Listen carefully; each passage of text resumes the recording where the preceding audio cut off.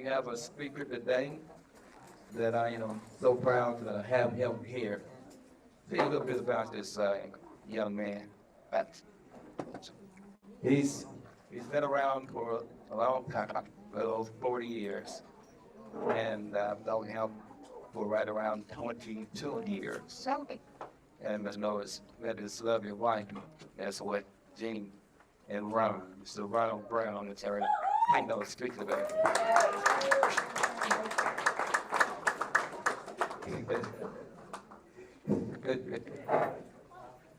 And we can think it all. Then you could use that Emeritus second vice president, the National Federation of Blind. And he served diligently in the state of Indiana as the state president for 26 years, I believe it is. And he served also on the national board. He served on the national board normally for 16 years. He could not ever make one of these events, but we would always try to hook him up over the phone so he could give a 2-minute or the 1-minute update. Congratulations, and he's done that over the years, and we just want to tell him thanks for that as well. But he was at great meetings there in Baltimore where the brains get together and plan the future for the National Federation of the Blind. So without any further ado, I'm just going to bring Mr. Ronald Brown.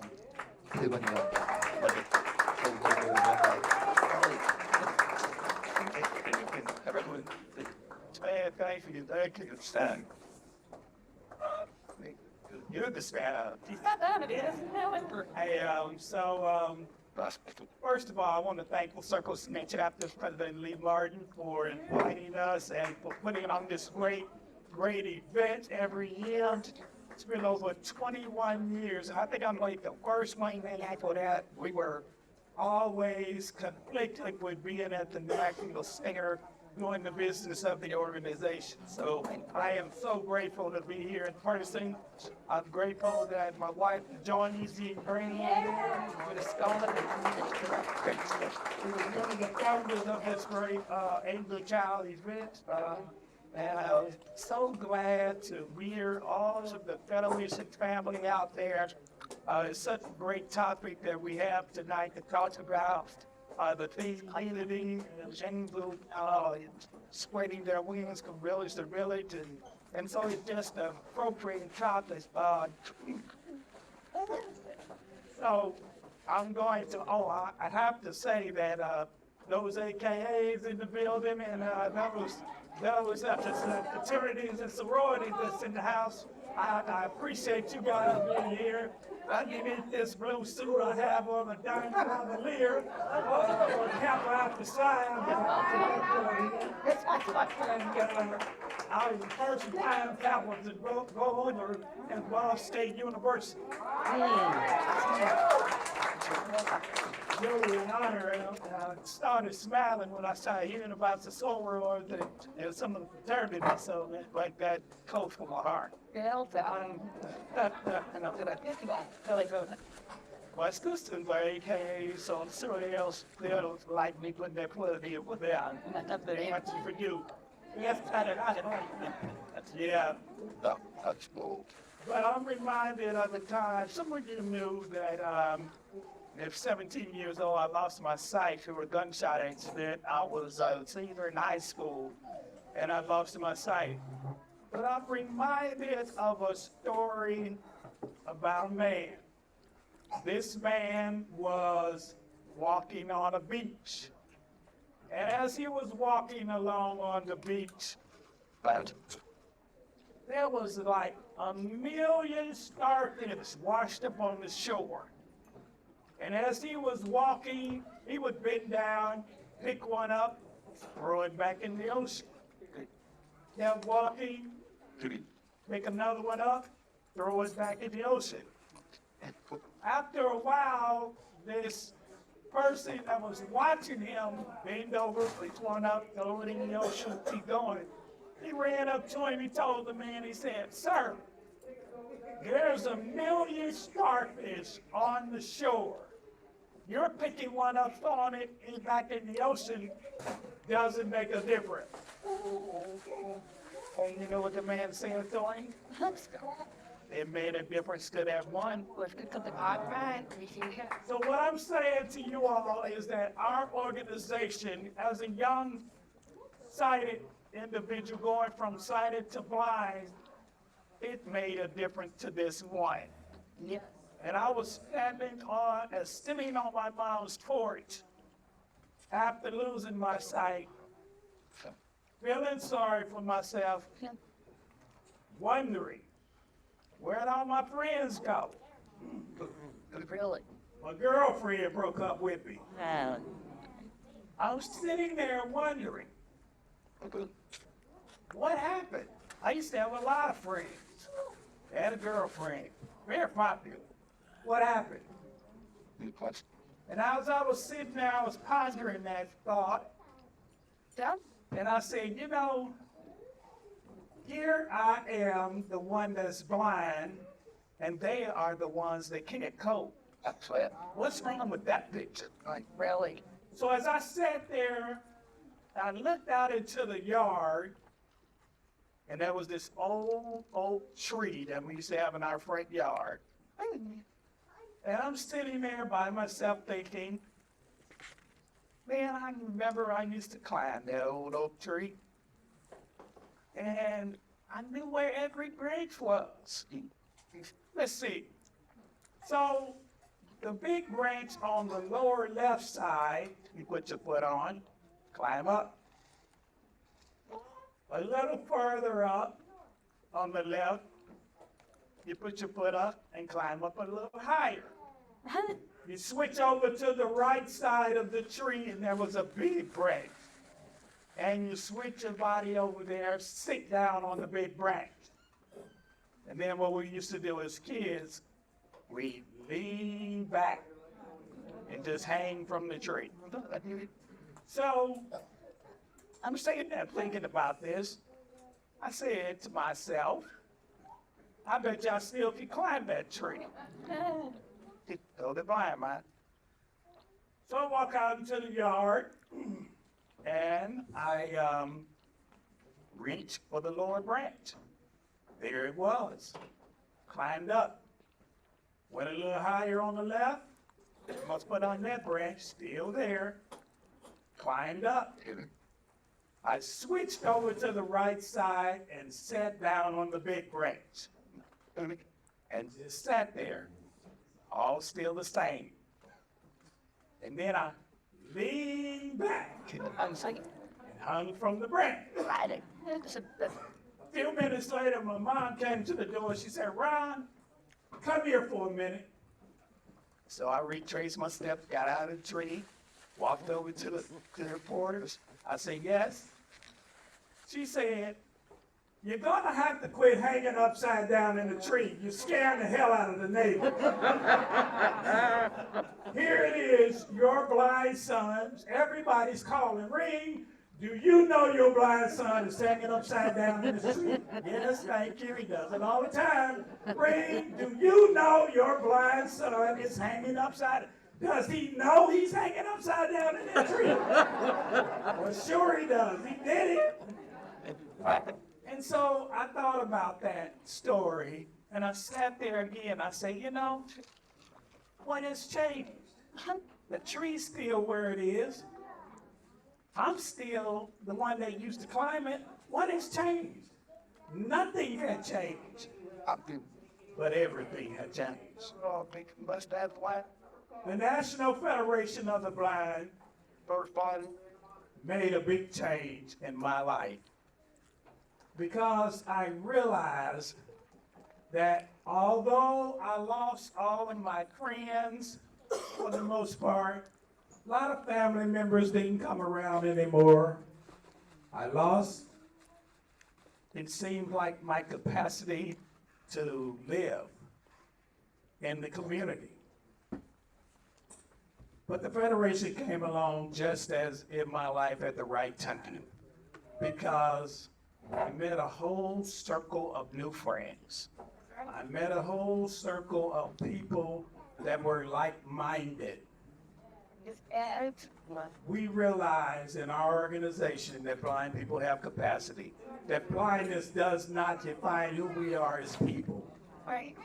We realize that through all the programs and the policies that we pass in our organization, And then our organization is a family of members that all believe the same philosophy.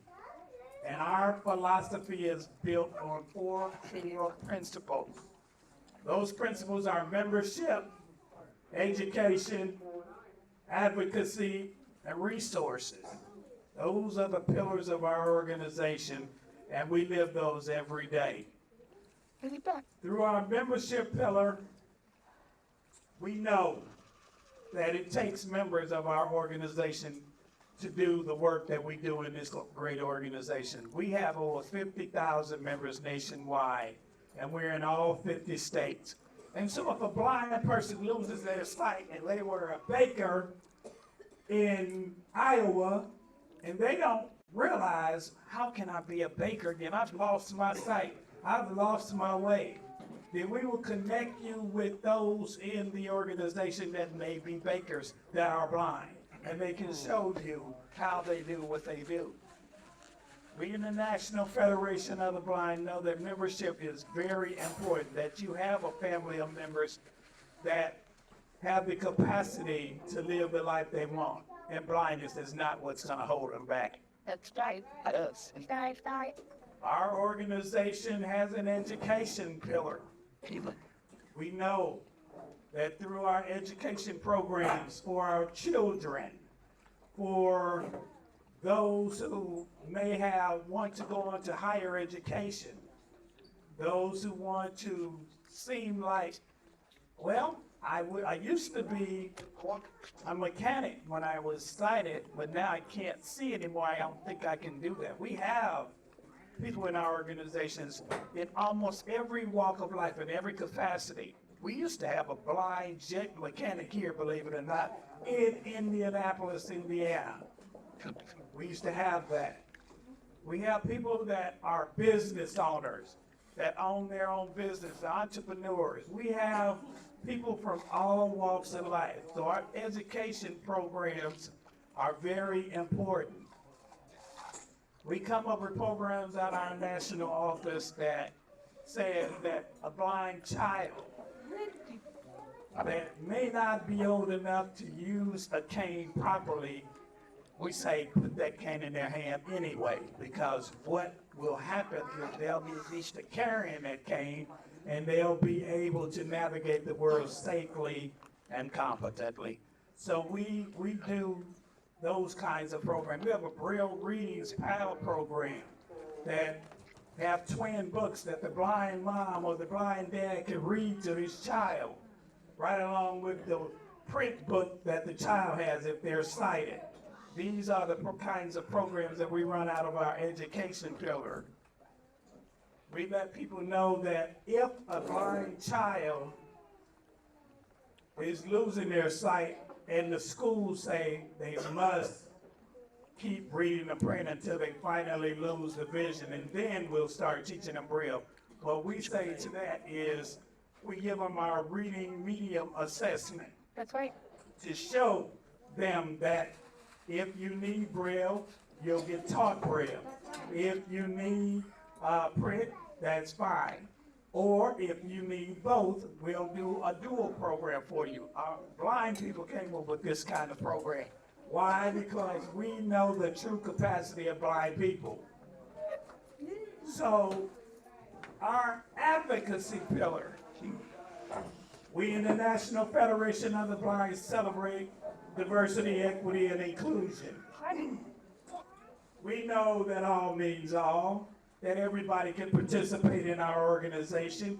We know that it is not just the advocacy in employment, but it's advocacy, systemic advocacy. We know that we do legislative advocacy every year in Washington, D.C. We go on Capitol Hill and march and talk to the congressmen and senators about our issues that affect us as blind people. Even in our state affiliates, we have state conventions every year. I'm reminded of one I attended with one of our members back in the day by the name of Peggy Elliott.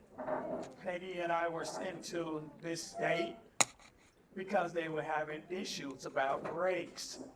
I mean, it had gotten so bad that when we went into the meeting, all the black people were sitting on one side of the room. All the white people were sitting on the other side of the room. Peggy and I looked at it and we said, okay, came up with a plan. When the meetings resumed, Peggy walked over and sat on the side with the black people. She's white, of course. I walked over and sat on the side with the white people. And then Peggy and I held a conversation. And Peggy asked me a few questions, and I yelled across the room at her to answer those questions. Then I turned around and asked her a few questions, and she yelled across the room at me. And everybody ended up stopped talking and listening to us, because we were yelling at each other back and forth across the room. So what we said was, wouldn't it be nice if we all came together and talk like regular human beings instead of yelling at each other across the room? You see, one thing we learned was it's not about blackness, it's not about whiteness, it's about blindness. Stay focused. Stay focused. It's about the true capacity of blind people. What we do every day, how we live our lives. And the last one is our resources. We know that it takes funds to run a major organization like we have. We have the oldest, largest blindness organization in the country. And for those of you who don't know, our national headquarters is in Baltimore, Maryland.